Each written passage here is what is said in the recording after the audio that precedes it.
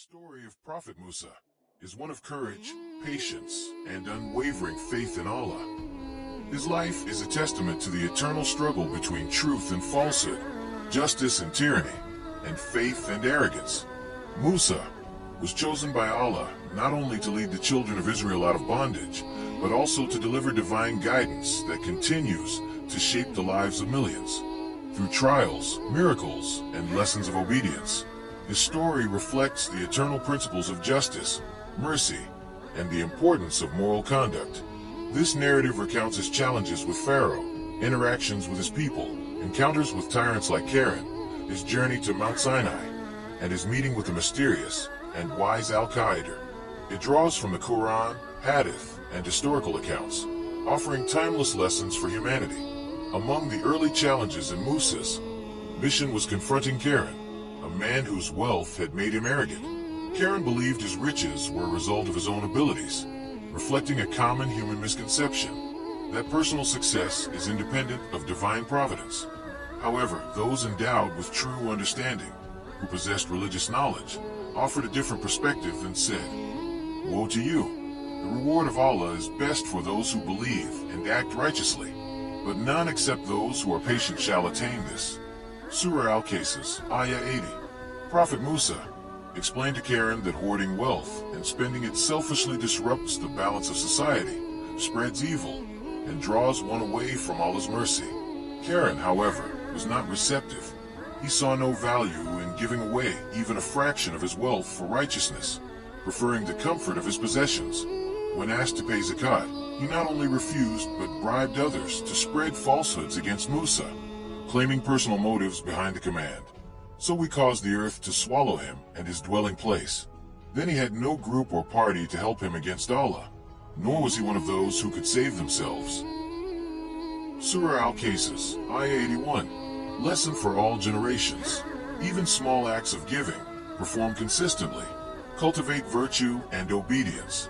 As the Prophet Muhammad said, good deeds done sincerely, even in moderation, are beloved to Allah and serve as a foundation for greater righteousness. Pharaoh's tyranny extended beyond wealth and oppression. He sought to destroy faith itself. Musa was resolute in calling Pharaoh to truth, despite the increasing hostility. When Pharaoh convened his ministers and chiefs to discuss Musa's influence, one nobleman, secretly a believer, cautioned, "Do you kill a person simply because he says, 'My Lord is Allah,' even though he brought to you clear signs from your Lord? If he is a liar, his lying will recoil upon him. But if he is truthful, you will be smitten with some of the awesome consequences of which he warns you. Allah does not guide to the right way any who exceeds the limits, and is an utter liar." Surah Al-Ghafir, Ayah 28 to 29. This nobleman's courage highlighted the role of believers as protectors of truth, even in the face of severe threats. His unwavering faith and prudent advice stood in stark contrast to Pharaoh's arrogance and greed. Despite repeated warnings, Pharaoh refused to release the children of Israel. Allah sent a series of signs to awaken both Pharaoh and his people. 1. The river Nile dried up, crops failed, famine struck, yet Pharaoh remained defiant. 2. Floods and natural disasters. Even in the face of devastating floods, Pharaoh ignored Musa's warnings. 3. Lice, frogs, and water turning to blood. Each plague was a clear sign, yet Pharaoh's people repeatedly promised obedience, only to revert to defiance once the punishment was lifted. Then we afflicted them with a great flood and locusts, and the lice, and the frogs, and the blood. All these were distinct signs, and yet they remained haughty. They were a wicked people. Surah Al-Araf, Ayah 133. The narrative demonstrates a recurring human tendency to respond to divine mercy in temporary relief, while failing to embrace lasting faith. Musa's patient guidance, despite repeated failures, exemplifies leadership rooted in righteousness and divine reliance. The children of Israel and their escape. Allah commanded Musa to guide the Israelites in a strategic escape. Under the cover of night, they departed, reaching the Red Sea as Pharaoh and his army pursued them. Musa reassured his people, "Absolutely not. My Lord is certainly with me. He will guide me." The Nile's waters had witnessed a miraculous event, the survival of the infant Musa. against Pharaoh's decree. Inside the royal palace, a commotion arose as wet nurses attempted in vain to soothe the baby. His cries pierced the grandeur of Pharaoh's hall, a stark reminder that no wealth or power could replace divine intervention. Musa's sister, who had been following the cradle along the riverbank, observed the scene with concern and insight. She bravely approached the queen and said, "Shall I direct you to a family who will bring him up for you and take good care of him?" This simple suggestion set the stage for a reunion orchestrated by divine wisdom. Musa's mother, meanwhile, remained anxious for her child's safety. She contemplated approaching the palace herself, but was reassured by Allah's promise of protection. When her daughter returned with the news that Pharaoh's queen wished to raise Musa as a prince and requested her mother to serve as wet nurse, Musa's mother immediately went to the palace. There, the miracle unfolded. "This is how we returned him to his mother, so that her heart would be put at ease and not grieve, and that she would know that Allah's promise is always true." But most people do not know. Surah Al-Qasus, Ayah 13. As Musa latched onto his mother's breast, Pharaoh himself looked on in astonishment. This reunion was not only a fulfillment of divine promise, but a profound lesson in Allah's wisdom. Even in the face of tyranny, He safeguards the righteous.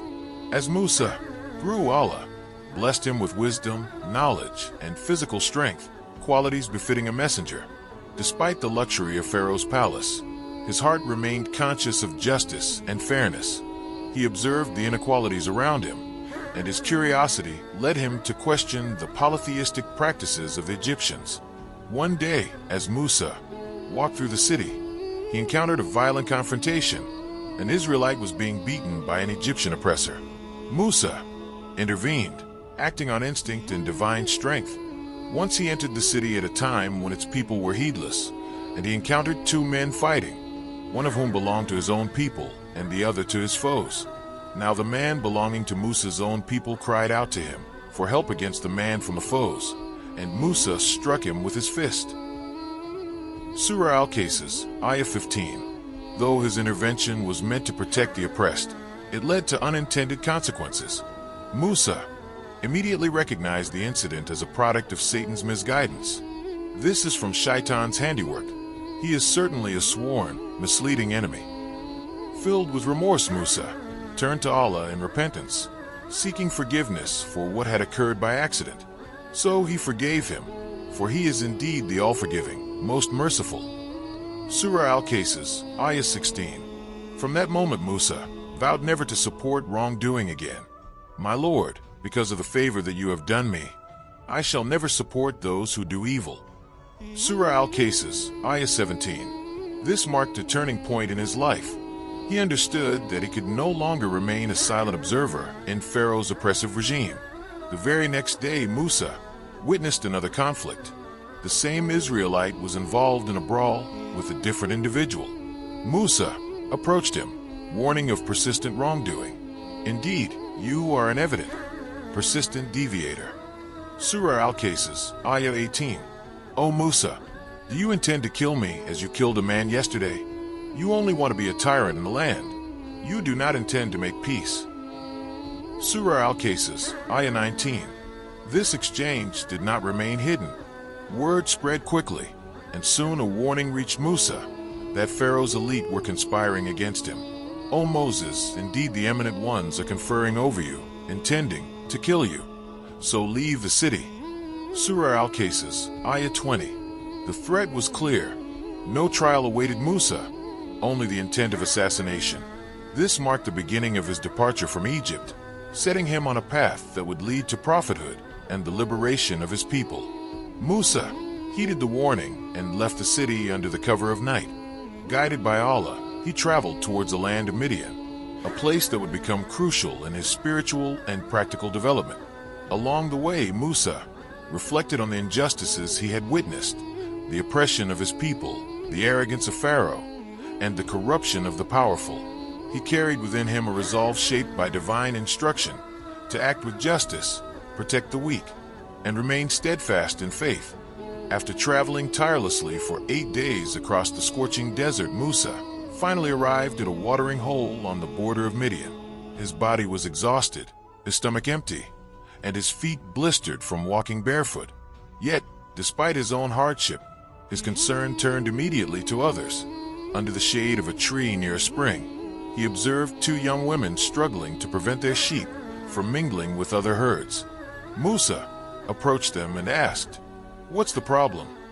They explained that they could not water their animals until the other shepherds finished, and that their father, being old and sick, could no longer tend to the task himself. Musa, forgetting his own thirst and exhaustion, offered, "I will water the sheep for you." Surah Al-Qasis, Ayah 23. He moved the heavy stone covering the spring, ensured the animals drank, and replaced the stone, showing both strength and patience. After finishing, he prayed beneath the tree, "My Lord, I am truly in desperate need of whatever provision you may have in store for me." Surah Al-Qasis, Ayah 24. This act of humility and selfless service was noticed and remembered by the two women. When they returned home, their father, curious about the stranger, asked them to invite him to meet them. Musa accepted the invitation and was warmly welcomed into their home. He recounted his escape from Egypt and the tyranny of Pharaoh. The elderly host reassured him, "Fear you not. You have escaped from the people who are Zalimin, polytheists, disbelievers, and wrongdoers." Surah Al-Qasis, Ayah 25. Musa's humility, respect, and honesty impressed the family. They saw in him not only strength and reliability, but a character shaped by righteousness. The family needed a trustworthy shepherd, and one of the daughters suggested employing Musa, stating, "Father, employ this man in your service. The best whom you might employ is he who is strong and trustworthy." Surah Al-Qasis, Ayah 26. Her father agreed, recognizing Musa's integrity, and offered a marriage contract. "I want to marry one of these two daughters of mine to you if you serve me for 8 years. But if you complete 10 years, that will be of your own accord, but not an obligation. I do not intend to treat you harshly. If Allah wills, you will find me an upright man." Surah Al-Qasis, Ayah 27. Musa accepted the proposal, trusting Allah as witness over the covenant. "So that is agreed between me and you. Whichever of the two terms I fulfill, I trust that I shall not be wronged. Allah is a witness over the covenant we are committing ourselves to." Surah Al-Qasis, Ayah 28. Thus Musa married and began a new chapter of life in Midian, a life marked by service, humility, and devotion. Musa served his father-in-law faithfully for 10 years, surpassing the agreed 8 years. During this period, he lived a simple life, observing the world with wonder and contemplating the signs of Allah. He pondered the movement of the stars, the rising and setting of the sun, and the growth of plants from seeds to towering trees. This time in seclusion was essential, allowing Allah to prepare Musa for the monumental responsibility of prophethood. He cultivated patience, resilience, and reliance upon Allah, key virtues for the trials ahead in confronting Pharaoh and leading his people. After 10 years, a deep longing stirred in Musa's heart. Despite the danger, he resolved to return to Egypt. He informed his wife of his decision. "Tomorrow, we shall leave for Egypt." Though she feared the tyrant Pharaoh and the dangers her husband might face, she trusted Musa's judgment and prepared for the journey. The decision to return was not taken lightly. Musa understood the risks involved but also felt the pull of destiny and divine guidance. This journey marked the transition from a life of exile and preparation to the fulfillment of his prophetic mission. Musa's time in Midian teaches profound lessons. 1. Humility and service. Even a prophet in training begins with small acts of service. True strength lies in humility. 2. Patience and preparation. Seclusion and reflection provide the skills needed for leadership and guidance. 3. Trust in Allah. Reliance on divine provision transforms challenges into opportunities. 4. Integrity and respect. Character and morality are valued above wealth and power. By faithfully serving, Musa not only earned a home and family, but also prepared spiritually and mentally for the trials awaiting him in Egypt. As Musa traveled with his family through the desert, uncertainty loomed over their path. Exhausted and weary from the journey, they paused to rest near the base of Mount Tur. It was here that Musa noticed a distant glow. Feeling hopeful, he told his family, "Wait, I have seen a fire. Perhaps I may bring to you from there some information, or a burning firebrand that you may warm yourselves." Surah Al-Qasas, Ayah 29. As he approached, a voice called out in a manner unlike anything he had heard before. "O Musa, verily I am Allah, the Lord of all creatures of the universe." Surah Al-Qasas, Ayah 30. Shaken Musa looked around but saw no one. The voice spoke again. "And what is in your right hand, O Musa?" Trembling, he replied, "This is my staff on which I lean, and with which I beat down branches for my sheep, and for which I find other uses." Allah instructed him, "Now throw down your staff." Surah Al-Qasas, Ayah 31. Musa obeyed, and the staff miraculously transformed into a serpent, moving and twisting on its own. Fear turned into awe as the divine sign reassured him that this was truly the command of Allah. "O Musa, draw near and fear not. Verily, you are of those who are secure." Surah Al-Qasas, Ayah 32. Allah then guided him to place his hand inside his collar. When Musa withdrew it, his hand shone radiant and white, a second miracle affirming Allah's presence. These are two proofs from your Lord to Pharaoh and his chiefs. They have truly been rebellious people. Surah Al-Qasas, Ayah 32. Musa expressed his concerns. "My Lord, I have killed one person from among them, and I fear that they will kill me." Surah Al-Qasas, Ayah 33. Despite his initial fear, Musa placed his trust in Allah. Concerned about his ability to speak persuasively, he asked that his brother Harun accompany him. "My brother Harun is more eloquent in speech than I, so send him with me as a helper to confirm my truthfulness, for I fear that they will reject me as a liar." Allah assured him, "We will certainly strengthen you through your brother, and will invest both of you with such power that they shall not be able to hurt you. With the help of our signs, the two of you and your followers will prevail." Surah Al-Qasas, Ayah 34 to 35. Musa understood that Allah equips his messengers with the exact tools needed to fulfill their mission. Allah does not burden any human being with a responsibility heavier than he can bear. Surah Al-Baqarah, Ayah 286. With renewed courage, he prepared to confront Pharaoh. Allah instructed them, "So go to him and say, 'Behold, both of us are the messengers of your Lord. Let the children of Israel go with us, and do not chastise them. We have come to you with a sign from your Lord, and peace shall be for him who follows the true guidance. It has been revealed to us that chastisement awaits those who called the lie to the truth and turned away from it." Surah At-Taha, Ayah 47 to 48. Musa and Harun approached Pharaoh. With arrogance, he questioned them, "What do you want?" Musa replied, "The Lord of the universe has sent us that you let the children of Israel go with us."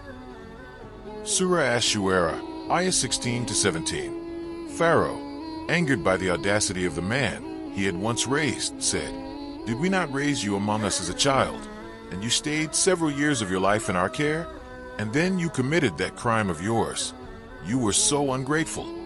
Surah Ash-Shu'ara, Ayah 18 to 19. Musa responded calmly, "I did it then, lacking guidance. So I fled from you when I feared you. Then my Lord granted me wisdom and made me one of the messengers. How can that be a favor, of which you remind me, when it was only because you have enslaved the children of Israel?" Surah Ash-Shu'ara, Ayah 20 to 22. He continued, "And who is this Lord of the universe?" Surah Ash-Shu'ara, Ayah 23.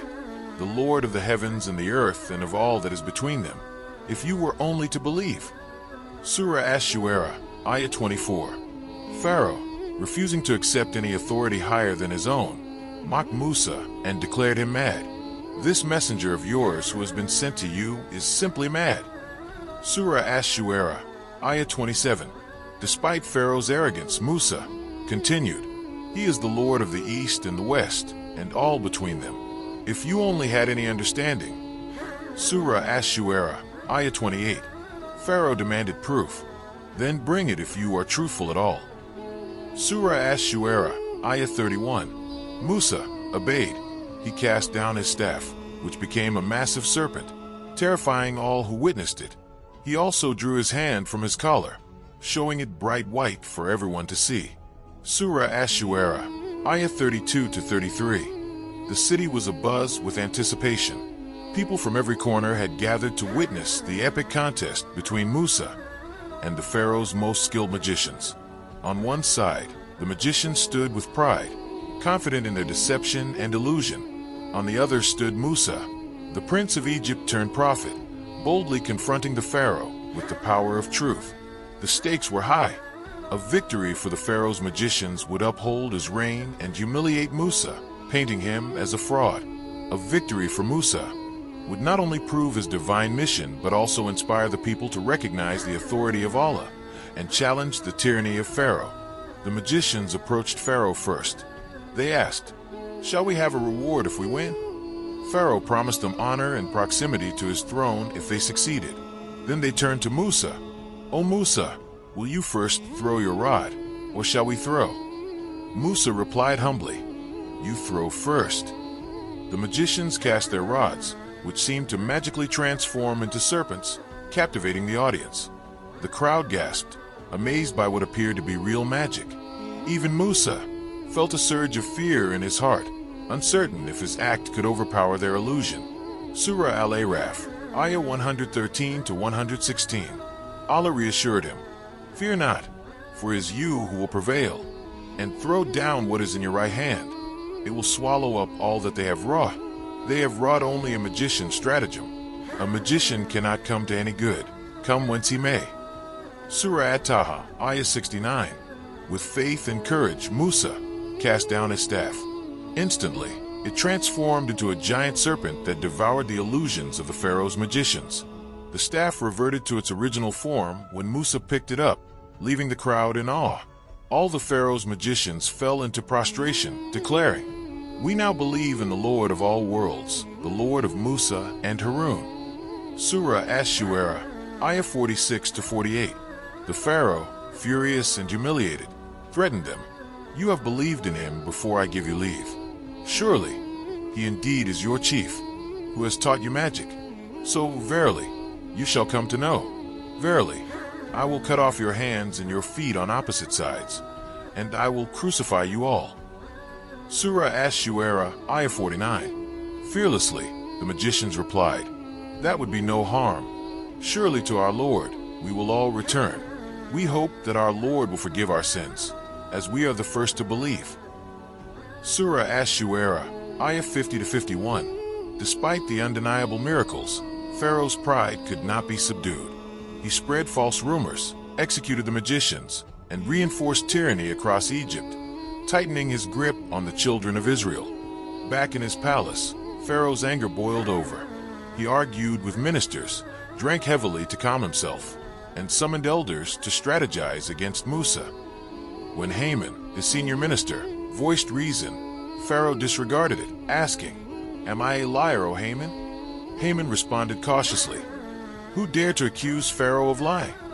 Pharaoh then declared his cruel plan. "We will kill their male children and spare their female ones, for indeed we hold irresistible sway over them." Surah Al-Araf, Ayah 127.